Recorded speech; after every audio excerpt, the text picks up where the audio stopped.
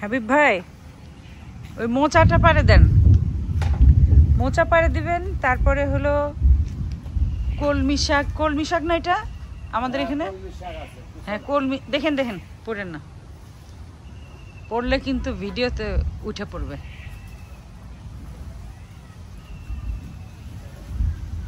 আল্লাহ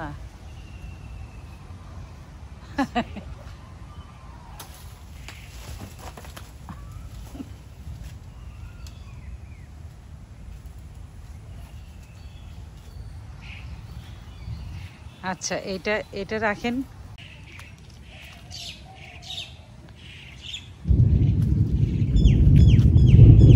বাবা যে মেঘ ডাকতেছে,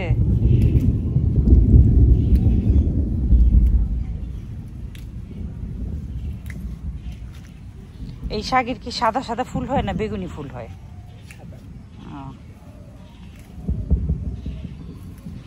বীজ লাগিয়েছিলেন?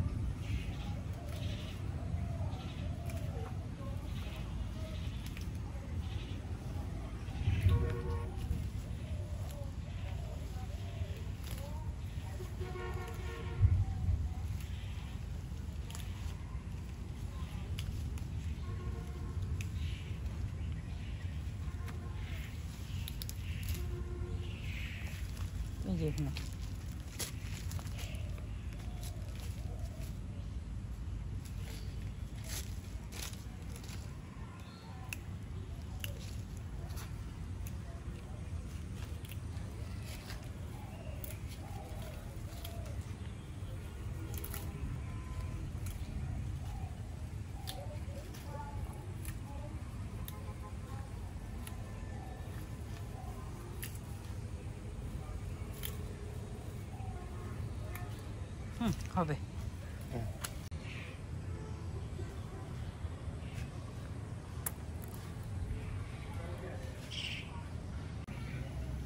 ডাটা যেটা নরম হয় ওইটা তুলেন। হ্যাঁ বেশি লাগবে না আমার, দুইটা তিনটা ডাটা হলেই হবে, দুইটা হলেই হবে।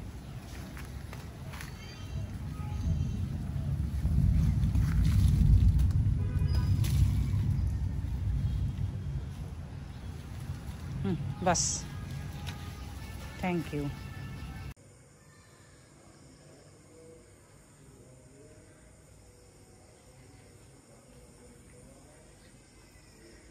আসসালামু আলাইকুম, সবাই কেমন আছেন? আমি আলহামদুলিল্লাহ খুব ভালো আছি।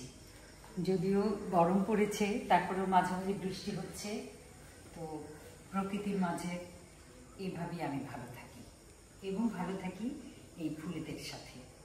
আমার ফুল আমার খুব প্রিয়, এই কথাটা আমি বারবার বলি এবং আমার আশেপাশে সবসময় ফুল না হয় কিনি, না হয় গাছ থেকে পেরে নিয়ে আসি, অথবা আমাকে কেউ উপহার দেয়। আমার খুবই ভালো লাগে, এই একটা জিনিস উপহার পেতে আমি খুব পছন্দ করি।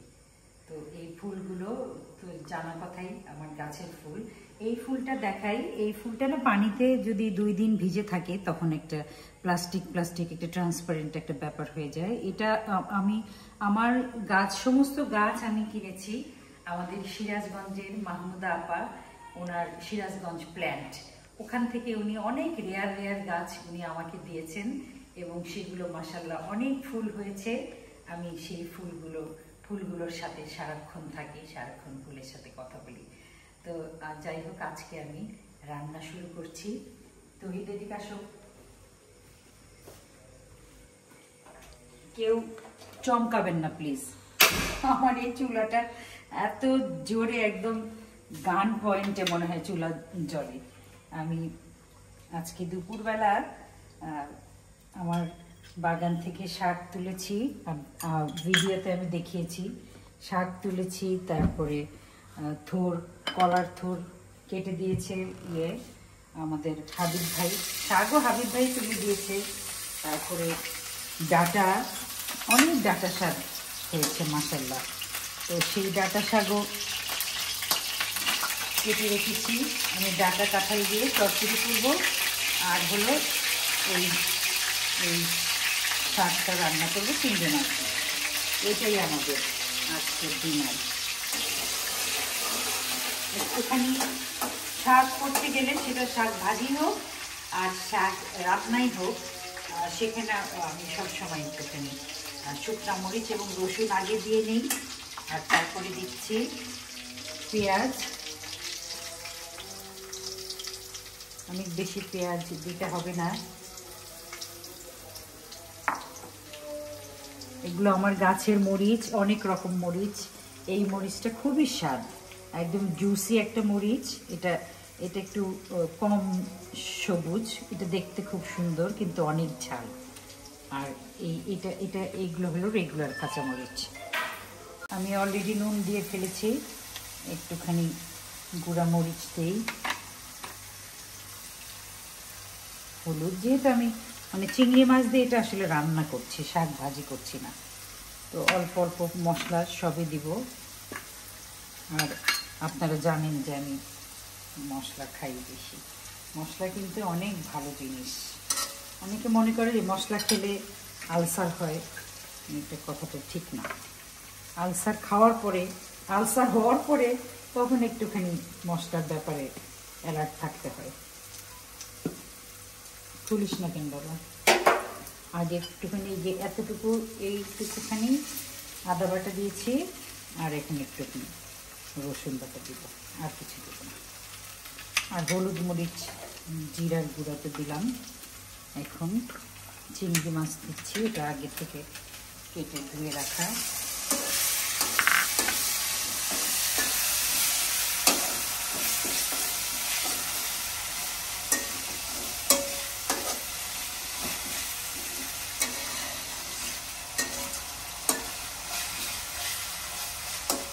চিংড়ি মাছটা একটু চট জলদি রান্না করলে ভালো হয়। চিংড়ি মাছটা বেশিক্ষণ সেদ্ধ করলে রাবারি হয়ে যায়। এই শাকটা একদম এখন যতগুলো দেখা যাচ্ছে তার 3 ভাগের 1 ভাগ হয়ে যাবে, নিজে নিজেই পানি উঠবে। এটা হলো কলমি শাক।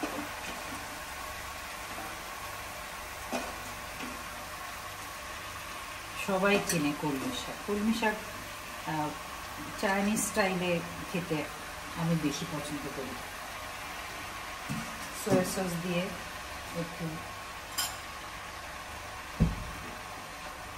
তিলের তেল দিয়ে, সয়া সস দিয়ে কলমি শাক এমনি অনেক ভালো লাগে। আমি একটু চুলাটা চেঞ্জ করি। আমি একটু কাঁঠালের বীজ কেটে নিয়েছি। এটা হলো ডাটা, আপনারা দেখেছেন আমি আমার ক্ষেত থেকে তুলেছি। ক্ষেত না ক্ষেত, এটা একটুখানি আলু দিচ্ছি, আলু না দিলেও চলে। এই চচ্চড়িটা আমার শাশুড়ি করতেন এবং তার ছেলে মেয়েরা সবাই বছরে অন্তত 1-2 বার এই কাঁঠালের বীজ যখন পাওয়া যায় সেই সময় তারা বলতেই থাকবে যে মা ডাটা কাঁঠালের বীজের চচ্চড়ি খাওয়াও, এরকম একটা ব্যাপার। তো আমি চেষ্টা করি আমার শাশুড়ির ট্রেডিশনগুলো ধরে রাখার জন্য, মায়ের ট্রেডিশন ধরে রাখার জন্য। এখানে আমি আদা বাটা দিব না, আমি রসুন বাটা দিচ্ছি।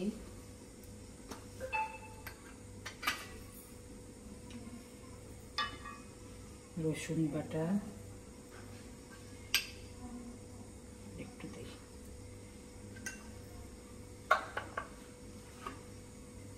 গুঁড়া হলুদ 1.5 চামচ মতো হলো গুঁড়া হলুদ। যেহেতু আমি চচ্চড়ি কাঁচামরিচ দিব, একটু কমই দিই। জিরার গুঁড়া, এইবার তেল দিয়ে মাখাবো। এটার মধ্যে কিন্তু কোনো মাছ টাছ দিব না, এটা শুধু এটা এভাবেই হবে। ও লবণ দিতে হবে, আমার এই লবণের ফ্রাস্ট্রেশন আর জীবনও গেল না।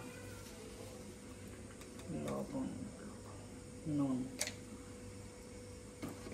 কমায় দিই, পরে লাগলে। আমার কোনো সময় এক্সট্রা দিতে হয় না, আল্লাহ রহমতে একটা আন্দাজ। এই ডাটা কাঁঠালের চচ্চড়ির ডাটা কাঁঠালের বীজের চচ্চড়ির জন্য আমার সাহেব বসে আছে ওয়েট করে, মানে বারবার জিজ্ঞেস করতেছেন যে হয়েছে চচ্চড়ি, চচ্চড়ি হয়েছে, বারবার বাচ্চাদের মতো জিজ্ঞেস করতেছেন চচ্চড়ি হয়েছে। আমি হবে হবে, আমি তো একটুখানি রান্না করবো না, আমাকে একটু সময় দিবে না? বলে আচ্ছা ঠিক আছে করো করো, আম্মা যেরকম করে রান্না করে এরকম জানি হয়। আমি ভারী মুশকিল তো, মায়েদের হাতের রান্না কি মানে তাদের মতো করে আবার পুনরুদ্ধার করা এত সোজা না, মানে ওনাদের হাত না, হাতের মধ্যেই জাদু। একটুখানি এরকম একটা নাড়া দিলেই মনে হয় একটা অন্যরকম একটা স্বাদ হয়ে যায়। আমি আর একটু পেঁয়াজ দিই। আমার সাহেব চাই কি পেঁয়াজ মানে তরকারির মধ্যে পেঁয়াজ গলবে আবার দেখা যাবে, কি মুশকিল। মানে চাঁদের আলোতে বসে, কি যেন একটা কথা আছে না যে চাঁদের আলোতে বসে সূর্যের মানে কোনো একটা ব্যাপারে এরকম আর কি। তো ওনার সব কিছু সোনার পাথর বাটি। সোনার কি পাথর বাটি হয় কোনোদিন?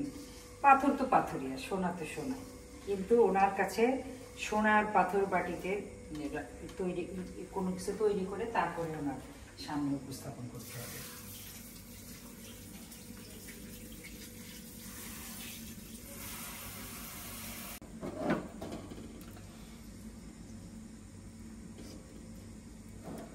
আমি এখন এখানে কাঁচামরিচ দিব।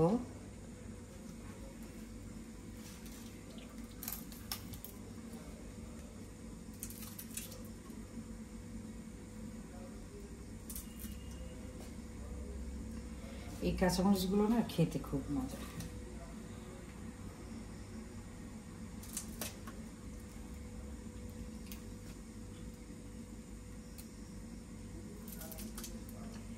এই কাঁচামরিচটা একটু মনে রাখেন, আমি একটু পরে একটু গল্প বলতেছি।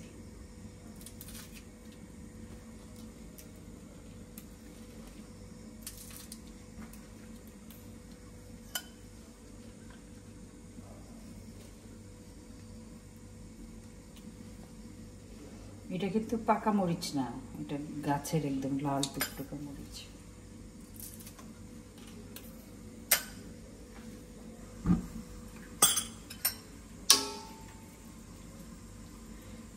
এবং এই চচ্চড়িতে কোনো ধনে পাতাটাতে কিচ্ছু লাগবে না, এটা একদম শুধু শুধু হবে। আরেকটা রান্না আজকে করব আমি, তার আগে একটা গল্প মনে আসছে, গল্পটা না করা পর্যন্ত শান্তি পাচ্ছি না।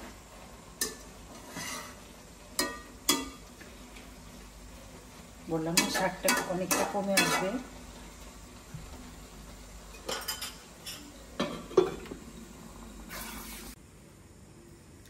একটুখানি বসি গল্প করার জন্য, রান্না করতে করতে বসা যাবে না এরকম কোনো কথা নেই। আমার এই মরিচটা দেখে যে কথাটা মনে হলো সেটা হলো, আমার মনে হয় 2000 সালের পরের ঘটনা।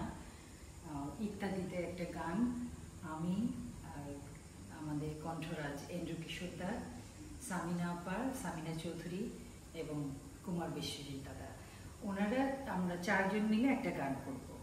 তো হানিফ সংকেত দাদা, বাংলাদেশে একজনই হানিফ সংকেত আছেন, উনি নিয়ে গেলেন কেরানীগঞ্জ, মানে জিঞ্জিরার ওই দিকে কেরানীগঞ্জ, আরও বিস্তারিত নাম আমি জানি না। একটা জায়গায় উনি জায়গায় জায়গায় বলে রেখেছেন, কোনো জায়গায় থামতে হচ্ছে, কথা বলতে হচ্ছে, কোনো জায়গায় দুপুরের কোনো জায়গায় নাস্তা খাচ্ছি আমরা, কোনো জায়গায় দুপুরের খাওয়া। তো খুব মানে বিস্মিত হয়ে গেলাম। আমাদের হানিফ সংকেত দাদা প্রায় মানে ওখানে গরম গরম সিঙ্গারা, ডালপুরি এই টাইপের, মানে 11টার দিকে আমরা ছিলাম। তো ওই সময় 11টার সময় দিকেই তো মানে এগুলো ভাজাভুজি করে আর কি। তো ভাবছিল ওগুলো যখন নিয়ে আসছে তখন উনি পাশেই দেখলেন যে ওই বাড়িটা এত সুন্দর, খুব সাদামাটা একটা বাড়ি, কিন্তু সামনে একদম মরিচের ক্ষেত। তো দাদা বললেন এই মরিচ নিয়ে আসো তো। তো 2-3টা মরিচ, কয়েকটা মরিচে 1 মুঠ মরিচ এরকম, এই যে এই মরিচের মতো এরকম মরিচ নিয়ে আসছে। তো বলে এটা হইলো একটা গামলা ভরে মরিচ আনা। তো মরিচ নিয়ে আসলো, তখন আমার মনে হয় 6টা-7টা সিঙ্গারা হানিফ সংকেত দাদা এই মরিচ আর না হলেও 30 থেকে 35টা মরিচ উনি একটা করে কামড় দিচ্ছেন, একটা করে মরিচ খাচ্ছেন। এক একটা সিঙ্গারা উনি 3 কামড়ে 9টা 10টা করে মরিচ খাচ্ছেন। তো উনি মানে এতগুলা, আমরা না অবাক হয়ে গেলাম যে লোকটা ঘামছেও না, ঝালে উফ আহ করছে না। তো উনি, আমার হাজবেন্ড খুবই জিজ্ঞাসু দৃষ্টিতে তাকিয়েছিলেন। তখন উনি বললেন যে মইনুল কি এরকম তাকাইছো কিসের জন্য?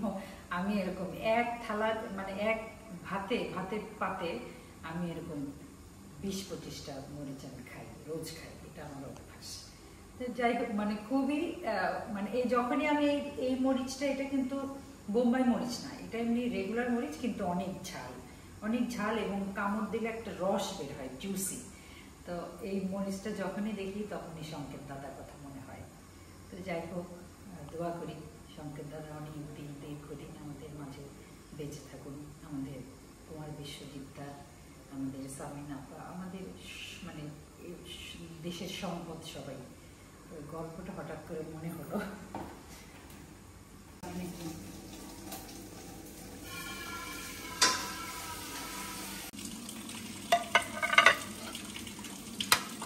আমার এটা হলো কলার থোড়ের ভিতরের অংশটা একদম কুচি করে কাটা, এটা ডাল বাটা, আর একটু কাঁচামরিচ দিচ্ছি, একটু হলুদ মরিচ তো দেবই, সামান্য একটু আদা বাটা দিব। তারপরে এটাকে বড়া ভাজবো। আজকে আমার হাতে 12টা বাজবে। আর একটা মরিচ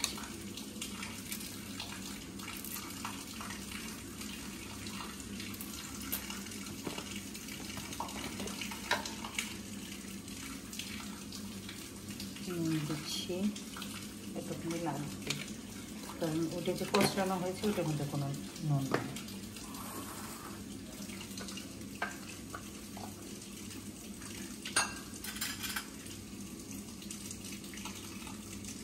রসুন বাটা,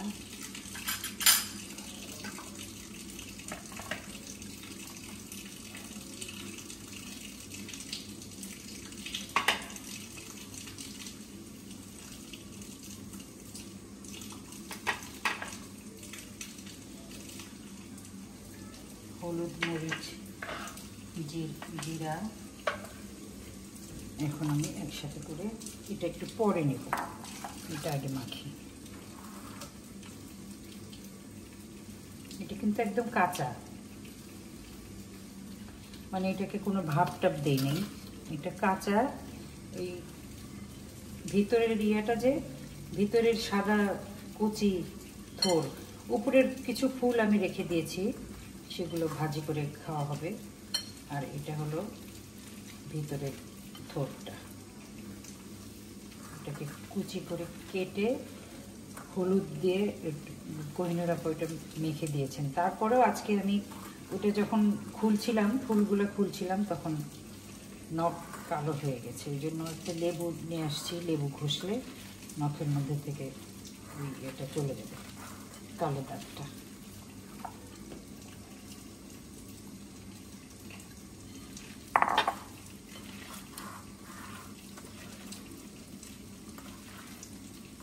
ওইটুকু নিব না, অপচয় করবো, আল্লাহ মাফ করবো। একটু গাছে দিলে গাছের সার হয়ে যাবে, আপনি ওইটাকে অপচয় বলা চলে না।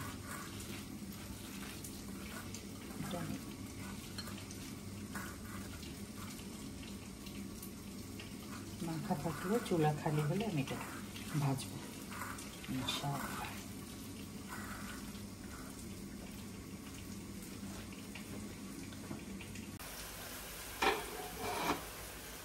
আমার ডাটা কাঁঠালের চচ্চড়ি হয়ে গেছে, চুলাটা বন্ধ করে দিলাম।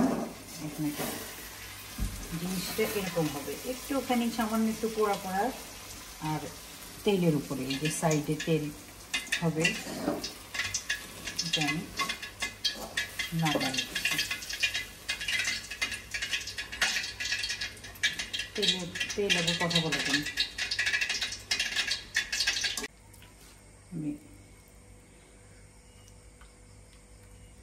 এটা হলো কলার মোচার বড়া, সাথে একটুখানি বাইন্ডার হিসেবে ডাল বাটা দিয়েছি, এটা দিতেই হবে, অথবা বেসন দিলে খুব একটা ফাইনালি এটা মজাদার হয় না। খুবই উপাদেয়। কলার থোর, কলার কান্দাল, কাঁচা কলা সব কিছু মানে আল্লাহর নেয়ামত। একদম ক্যালসিয়াম, আয়রন থেকে শুরু করে যত কিছু, মানে একদম কি বলবো, হাইড্রোজেন বোমা সব কিছু থাকে। আমি এখন আপাতত 3-4টা ভাত চড়িয়েছি। ভাতটা হলে তখন বাকিটা ভেজে গরম গরম আমাদের বাক্সের সামনে সার্ভ করবো এবং একসাথে খাবো। এখন আমি এটা আসলে সত্যিকার অর্থে দেখার কোনো কিছু নাই, তারপরেও আমি একটু কথা বলার উছিলায়, আপনাদের সাথে দেখা করার উছিলায় হাত থেকে 1 ফোঁটা তেল পড়ে গেছে, হাতের থেকে 1 ফোঁটা তেল পড়ে গেছে। যারা নতুন রাঁধেন তাদের বলি যে তেল পড়লে ভয় পাবেন না, একটুখানি সরে যাবেন। তেলটা যখন বাষ্প হতে ও নিজেই উবে যাবে, পানিটা ও যখন বাষ্পীকরণ হবে তখন আর এটা কোনো করবে না।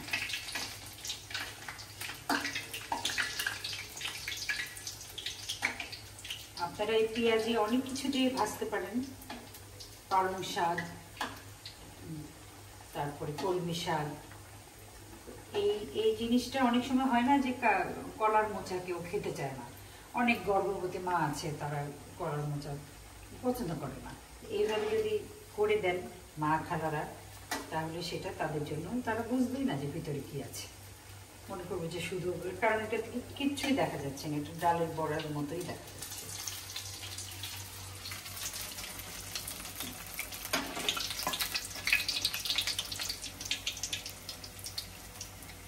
এই যে হয়ে গেল আমার কাঁঠালের বীজ আর ডাটা দিয়ে চচ্চড়ি, আমার শাশুড়ির হাতের রান্না। এটা হলো কলমি শাক চিংড়ি মাছ দিয়ে, ছোট চিংড়ি মাছ, আর এটা হলো মোচার বড়া। আমি বললাম যে বাকি বড়াগুলো একটুখানি পরে ভাজি, আগে একটু স্বার্থ করে আমি একটু খেয়ে দেখি কেমন।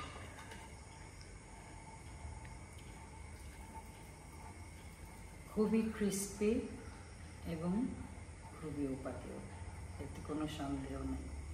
একদম যথাযথ নুন, ঝাল, তেল সব কিছু, তেল না, তেল তো অন্য জিনিস, ওই কড়াইয়ের মধ্যে রয়ে গেছে।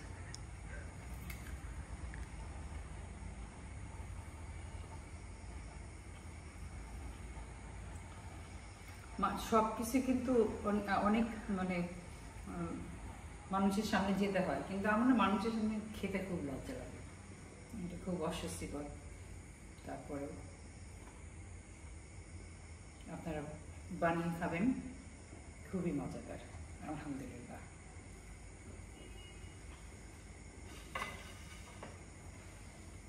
আজকের মতো এখানেই শেষ করছি। আপনারা সবাই অনেক ভালো থাকেন, আল্লাহ আপনাদের ভালো রাখুক, যেভাবে আপনারা ভালো থাকতে চান, যতটুকু ভালো থাকতে চান, মানে হলো যত দূর যেতে চান, আপনাদের যেটা গোল তত দূর পৌঁছে যান। এবং আমার জন্য দোয়া করবেন। আমার অনেক দূর পর্যন্ত কোনো গোল নাই, আমি শুধু মৃত্যুর আগ দিন পর্যন্ত কাজ করে যেতে চাই, সুস্থ সবল থাকতে চাই, জীবনটাকে মানুষের কল্যাণে কাজে লাগাতে চাই। সবাই ভালো থাকবেন। আসসালামু আলাইকুম।